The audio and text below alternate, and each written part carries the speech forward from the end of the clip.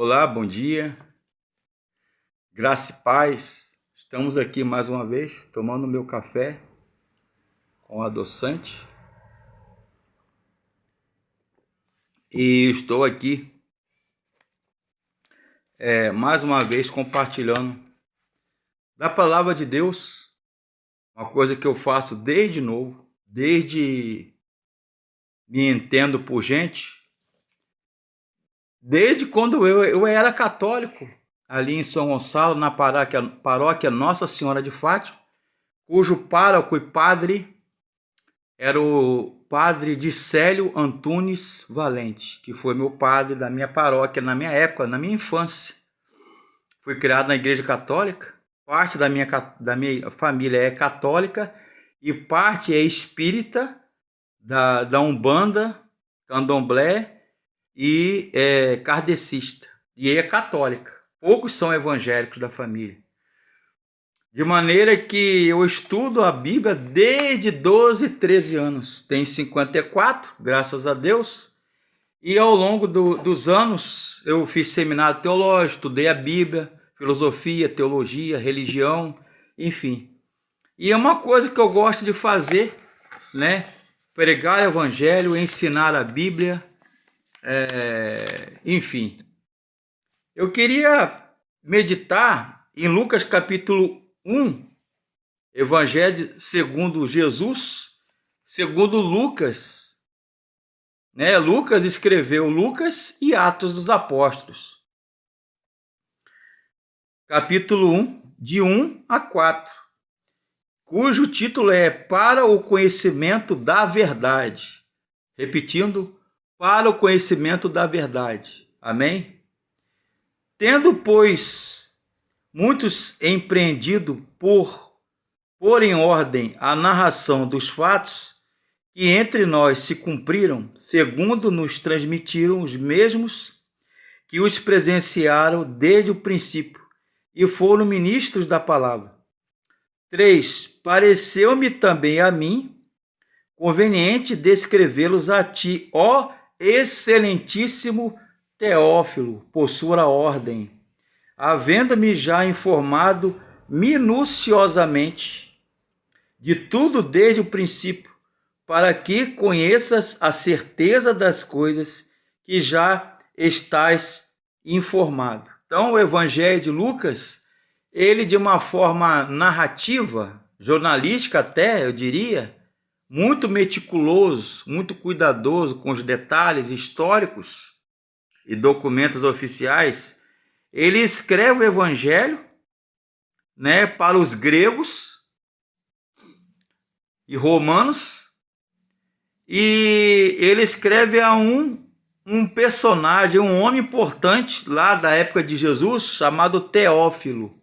Lucas, que era médico, né, que Paulo chama de o médico amado, ele escreve desde as décadas iniciais de sua história, narrando a história, a vida, o ministério e a pregação do Senhor Jesus, engajada no desafio de transformar o mundo por meio da fé cristã. A igreja do primeiro século tem tido no Evangelho segundo Lucas uma de suas ferramentas eficazes, com Atos dos Apóstolos, volume que lhe dá sequência. O livro faz um quarto do Novo Testamento. Lucas e Atos formam uma unidade maior, textual, do que o material representado por todas as cartas paulinas. Né? Esse aqui é um estudo acadêmico que eu conto aqui no meu artigo, né? Meu artigo, curta o meu canal, Fabrício Barreto Gonçalves, no YouTube, no Telegram, no Instagram, no Facebook, com a página Você Pergunta e a Bíblia Responde. Então, Lucas, como era médico, né, erudito, um educado, provavelmente de Antioquia, ok? Ele escreve Lucas, que tem o evangelho do nome dele, médico Lucas, doutor Lucas, e o Atos dos Apóstolos.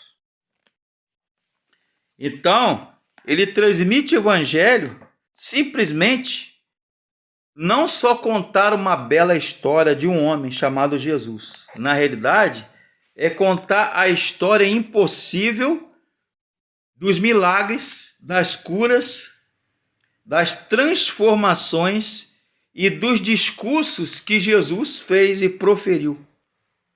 Ao se dispor a ser o agente de Deus nessa narrativa, Lucas, em seu evangelho, como do resto dos demais autores bíblicos, ele está dispondo a cumprir seu papel individual no ministério da redenção, salvação e proclamação do evangelho, né? Ou seja, não pôde permanecer incógnito, ou seja, às escondidas. Ele verbaliza a escrita, encenada, pintada, esculpida, simbolizada. Eu comento aqui no meu artigo. Enfim, todas as maneiras possíveis, mas principalmente o testemunho. Testemunho diante de uma vida e um padrão que Cristo curou cegos, aleijados, coxos, expulsou demônios, perdoou mulher adúltera, perdoou os pecadores, né? Um padrão de Cristo e a sua mensagem que é o Evangelho. Lucas, ela terá que chegar aos confins da terra. Lucas sabe disso. Os amigos de Deus em qualquer parte do mundo precisam conhecer a Jesus, o significado do nome Teófilo, destinatário de Lucas e Atos. É exatamente amigo de Deus, né? Theos, philos, ou filéu, ou seja, Theo, Deus, philos, amigo, amigo de Deus, que significa o nome dele, Teófilo. Por isso, ele busca a melhor estratégica para tornar o relato mais inteligível e universal possível. Jesus Cristo veio não somente para os judeus, é o que é patente aqui no Evangelho de Lucas, mas para o mundo inteiro. O cristianismo é uma religião proposta, e mais do que uma proposta de vida, uma salvação para crentes de todas as latitudes e regiões e etnias. O fato de ser membro da equipe missionária de Paulo também contribuiu para o êxito da sua tarefa. O doutor Lucas, o médico, discípulo apóstolo Lucas, teve contato direto com várias testemunhas oculares. Então, vocês querem saber quem foi Jesus através de Lucas, o relato do Evangelho de Lucas?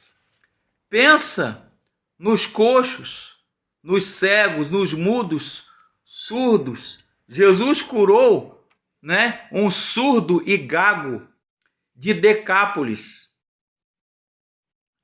E ele falou Efatá, que em aramaico é abrit, literalmente ele abriu a porta,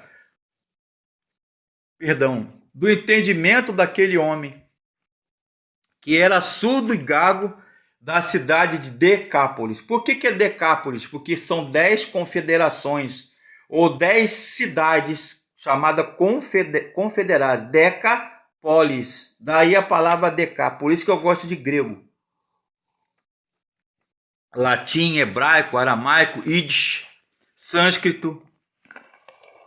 A segunda lição é a fonte, né? A fonte. Mas não é Marcos, finalmente, que é uma fonte exclusiva do próprio Lucas. Muitos empreenderam contar a história da salvação. Não é verdade? Nem todos foram bem-sucedidos. Talvez pela falta de preparação adequada, ou de ouvir o chamado de Deus, ou do Espírito Santo, sua vocação, sua chamada, né? Muitos perguntam, irmão Fabrício, você demorou muito a obedecer o chamado pastoral. Você estava como Jonas, que fugiu. Eu acho que a pessoa foi muito injusta comigo, né? Porque Deus tem um chamado, tem um propósito para cada um, irmãos. Lucas, ele previne contra isso fazendo uma ampla e profunda pesquisa histórica, eu diria até jornalística, né? Eu diria meticulosa, muito cuidadosa, cheia de detalhes. Lucas é muito detalhista, por isso que eu gosto. Aliás, eu gosto de toda a Bíblia, irmãos, né? Mas nos evangelhos, em particular, o que me atrai mais a atenção, e eu vou escrever ainda um artigo sobre ele, já estou começando a escrever, um comentário do evangelho de Lucas, porque ele fala muito ao meu coração, né? Uma ampla pesquisa histórica e jornalista, eu diria, sobre Jesus. Seu alvo principal é levar a Teófilo, que era um grande personagem político religioso da época de Lucas, dos apóstolos de Jesus, né, do primeiro século, bem como os demais leitores, a certeza da fé que salva. Ou seja, Lucas, no seu evangelho, ele procura contar a história de Jesus, uma abordagem pessoal, procurando esmerar-se na expressão literária e na precisão factual, prática. Algumas ênfases exclusivas do Evangelho de Lucas dão o tom de tipicidade ao seu livro. Procura mostrar, com o seu Evangelho, Lucas, por exemplo, que o cristianismo não é uma seita subversiva, como alguns falam, herética. Os cristãos não querem desbancar a religião romana, como muitos historiadores falam, ateus, que o cristianismo seria uma seita chamada os do caminho, como era chamado os cristãos, e lá em Atos 11, que escreveu Lucas, fala que a primeira vez que os cristãos foram chamados de cristãos, seguidores de Cristo, né? Crestos, ou Cristos, pequenos cristos, ou seguidores de Cristo. Muito menos de destruir o império do imperador romano, o rei César. Os cristãos, no dizer de Lucas, Evangelho, eles querem apenas o direito de crer no Cristo ressuscitado, ressurreto, e pregar a sua mensagem da graça salvadora, a graça salvífica. Tanto mais na sinagoga, na igreja e nas comunidades, que são as credenciais. Qual era a credencial do crente? Era uma carteira? Era uma identidade? Era um broche? Era uma tatuagem? Não. Era pertencer a Jesus. É ser salvo. Nova criatura. Essa era a marca do crente. A insígnia, né? O estigma, né? Estigmata no grego é marca, tatuagem, sinal, cicatriz. Era o amor. Era o perdão. Era a concórdia. Era a marca do crente. Tanto mais na sinagoga como na igreja e nas casas, tinha as credenciais espirituais e éticas e morais para receber do Estado político romano o reconhecimento e a proteção que era facultada ao judaísmo. Então, os irmãos ali, né, os leitores de Lucas, eles soube bem. Deus usou o evangelho de Lucas, a sabedoria de Lucas, a inteligência de Lucas, os dons de Lucas, que era médico, e ele soube relatar, não só escrever, né, mas viver. Ou seja, eu estou escrevendo algumas cartas de Paulo, comentário e artigo de teologia e bíblico, mas se eu não viver aquilo que eu estou escrevendo, de nada vai adiantar. Só não passa de palha esse conhecimento. O café está quase esfriando. Então,